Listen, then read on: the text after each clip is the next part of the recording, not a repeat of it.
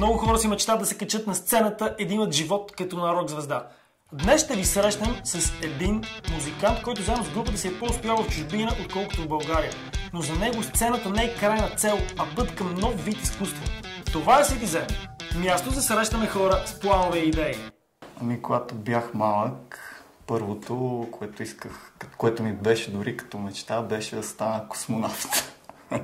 Но след като открих една тенис ракета и една касетка, мисля, че на Black Sabbath и Paranoid, много се забавих по свиренето. Отидох, записах се на уроци по китара и може би от 13 години вече свиря на китара. Рисуването, музиката ми дава чувството, че имам собствено място и своя територия, в която не съм сам. Примерно, мисля, че това е най-силното, което бих могъл да кажа. Групата, на която мечтая да направя тишет, бих се зарадвал приема на любимите си банди, като Red Fang, Baroness, Coliseum, Rise and Fall. Това са банди, които носят доста мрачен хардкор, но в същото време и много артистично представят музиката си и на банди, които лично мен са ме вдъхновили. Тук се случва всичко от този маркер и лист. Това са нещата, които рисувам. Цялото нещо се експонира чрез филм.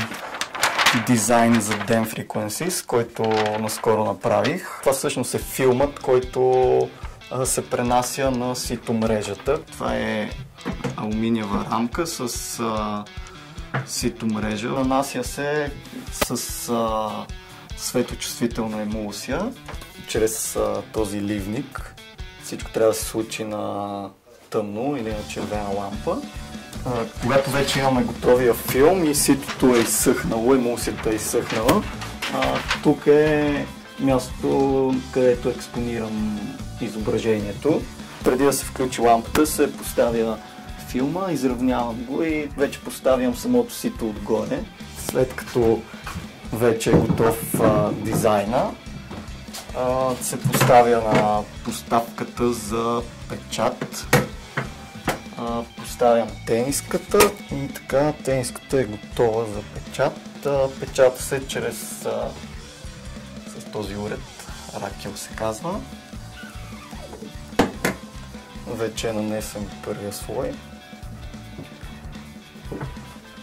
За да излезне бялото, по принцип справи междинно сушене.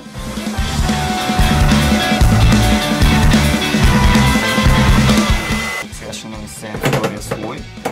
Зад името Brave Moustache всъщност съм аз и ми помогна в началото мой приятел, който така подкрепи идеята и решихме да вземем оборудване. В началото дори нямах идеята самия процес на печат да се случва от мене. Обаче, когато видях, че цялото нещо можеш лично ти да го направиш ръчно, много ми хареса. Следващата стъпка, която си представям специално за това нещо, за тази идея е примерно да мога да направя някакво място, което си го представям като, да кажем, някакво ателие на улицата, в което свободно може да дойдат хора с идеи. Може би единственият недостатък е, когато работиш сам за себе си, че не можеш да си оставиш, така да се каже, някаква почивка, защото постоянно ти хрумват нови идеи, мотивиран си много повече, отколкото да отидеш и да работиш в компания. Но ми се е случвало и реално с няколко 4-5 дни да бъда тук. Или записвам, или свиря нещо ново, или печатам, или рисувам. Това, което в момента правя, ми даде много силна мотивация, че когато искаш да правиш нещо, трябва да се впуснеш много силно, да си готов на голяма жертва, да знаеш, че дори с години да не се постигне, да не се спираш, просто да го правиш. Това е най-силното и най-вече, че човек, когато има дарба за нещо, трябва да я преследва.